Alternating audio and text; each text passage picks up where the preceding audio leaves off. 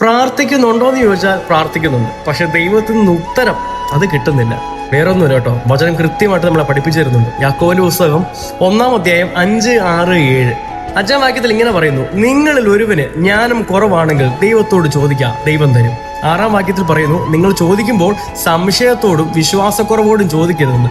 അങ്ങനെ സംശയത്തോടെ ചോദിച്ചാൽ അവൻ എങ്ങനെയാണെന്നാണോ, അവൻ കാറ്റടിക്കുന്ന കടൽ തിരക്ക് തുല്യനാണെന്ന്. 7-ാം വാക്യവാ എന്നെ ഞെട്ടിച്ചത്. അങ്ങനെ സംശയത്തോടെ ചോദിച്ചാൽ ആ മനുഷ്യൻ ദൈവത്തിൽ നിന്ന് എന്തെങ്കിലും കിട്ടുമെന്ന് നിരൂപിക്കുകയേ ചെയ്യരുത്.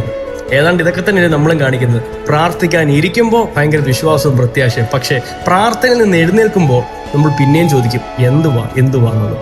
വേറെ ഒന്നുമല്ല കേട്ടോ, ദൈവം ഉള്ളിൽ വസിക്കാത്തതുകൊണ്ട്. അതുകൊണ്ട് മുന്നോട്ടുള്ള ജീവിതം, ദൈവത്തിന്റെ ജീവൻ നമ്മളിൽ വസിക്കുവാൻ വേണ്ടി നമ്മൾ എന്ത് ചെയ്യണമെന്ന് ഒന്ന് ചിന്തിച്ചു നോക്കുക. ദൈവം കാണിച്ചു തരും എന്താ നീ ചെയ്യേണ്ടതെന്ന്. ദൈവം നമ്മളെല്ലാവരെയും അനുഗ്രഹിക്കട്ടെ.